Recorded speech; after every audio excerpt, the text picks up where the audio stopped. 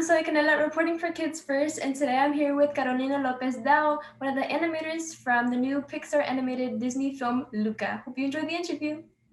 Hey everyone, I'm Zoe, and I'm here with Carolina Lopez Dau, one of the animators from the new Pixar animated Disney film Luca. How are you? Hi, Zoe. I'm well. Thank you for having me. Of course. So, when did you discover, I guess, your passion for animation, and what are your earlier memories of watching animated films?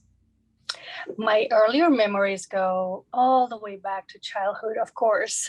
My brothers and I used to watch cartoons on TV Saturday morning, but also Disney movies and Japanese animation. But I didn't realize until much later that animation was actually a job. Yeah. That's awesome. Yeah, I guess, well, as a kid growing up just seeing animated films, we don't really realize that it's a huge thing. And obviously, it's such an important thing making these movies come to life. And how was, I guess, creating the world of Luca, and what exactly was your role in the animation department? And did you previously, worked on Finding Dory? So I guess did that kind of help you with like the underwater kind of scenes in that world? Yeah, so in Luca, my role was being an animator, and what animators do is to bring characters to life and create their performances, make them look alive and believable. And in Luca, I had the pleasure and fun to animate Luca, Alberto, Julia as humans, but also Luca and Alberto as sea monsters. And it was really a great learning experience. Yes, the difference with Finding Dory is Dory was one object, right? One in Luca and Alberto had such a complex designs with the tail, and we wanted to follow these design and appeal with rounded shapes and mouth and the eyes. So it was a great team experience where we had amazing drawer artists that would give us feedback on how to achieve those shapes. And we had over 200 of controls, I think, in Alberto's mouth, for example. So it was really a great experience. Well, that's awesome to hear, and I can imagine when I was watching, I noticed everything was super detailed, and like the evolution of animation itself is just so beautiful. And I congratulate you for doing such an amazing job on the film. And as you said, like two of my favorite actors, Jack Dylan Grazer and Jacob Tremblay, did the voices of Alberto and Luca. So how did like their voices really impact? As you said, like they had 200 things in their mouth to like actually talk. So how did I guess that help the animation process? Yeah, so the animators have access to their recording sessions of the voice actors, and we did get to watch videos of them acting, and so it's a great reference for acting and to just see what expressions come from them.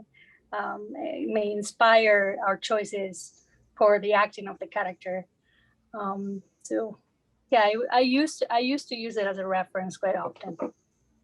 Yes, and I can imagine like when voice acting, you really have to use your mouth and really pronunciate everything. So once again, like totally see how that can influence the way you animate as well. I'm just curious, did you ever actually travel to Puerto Rosso? And like, I guess if you did, what did you like enjoy the most, or did you go anywhere to really get the feel of the look and everything of the film? Yeah, I've been in Italy. I've never been in the Italian Riviera, but with my husband, we are definitely looking forward to go. Hopefully, maybe this summer. But I did look for reference. And I was born in Argentina. I grew up in Spain, and there's a proximity of cultures as well with Italy.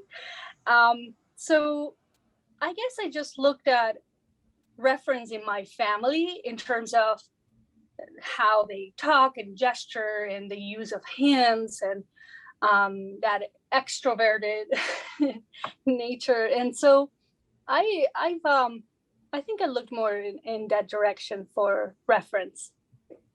Yeah, and I also know you worked on Coco, which is like Mexicanos, but like it's a completely different culture as well. But yeah, I guess you kind of had to adapt to like certain cultures and to put them into the animation. And I know Italianos are also very well known for like the way they speak. They use their hands a lot and have a lot of mannerisms and are very, very expressive. So was that kind of hard to translate into animation, like with all the movements? Oh, well, every aspect of animation is very detailed. So I guess the you want to make it look realistic. That's always how you want whatever the story is about.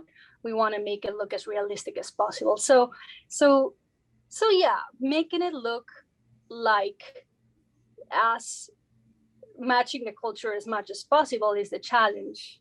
And we're always apt to take that challenge and to study and to reference these cultures. So yeah, it takes some learning experience.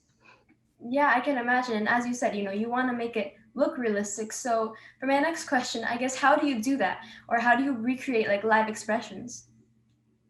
Yeah, so I personally like to video reference myself acting the dialogue. And so when we do that, we watch it afterwards, you get to see gestures that you might not be aware of, you're unconsciously doing. And also you get to see the shapes. You get to break down the physical movement and the acting, what part of the body moves first, things like that. So that's what I like to use, and I know many other animators do as well. And I think it takes a lot of observation. That's most of our job as animators. Yes, and like as you said, I think humans, I mean, we have so many gestures that we do on a daily basis that might not even be aware of. So I guess like being really observant about that is definitely a big part of animating. And for one of my final questions, I know animation, I guess, kind of used to be more of a male dominant field, if you know what I mean. So nowadays, do you see more possibilities for women, and how do you think that your work will inspire like young ladies who want to become animators as well? Well, I hope that those that want to become animators, that see, when they see me and other coworkers, that they just realize that it's possible if that's what they want to do. There's a lot of diversity nowadays, and workplaces that are inclusive, like Pixar. And so why not? If they want to, it just takes work and determination and continuous learning. For sure. Thank you so much, Carolina. You're a pleasure to talk to. So inspiring. I love Luca. Everyone, make sure to check it out soon. Thank you so much for talking with me. It's on digital. Thank you. Yeah, it's coming out on August 3rd. Yep. in Blu-ray as well. So awesome. Nice meeting you, Zoe. Take care. Pleasure meeting you too. Thank you all so much for watching. If you like this video, please make sure to give it a big thumbs up. Check out some of our other Kids First reviewers and reporters on this channel, and I'll see you in the next one. Bye!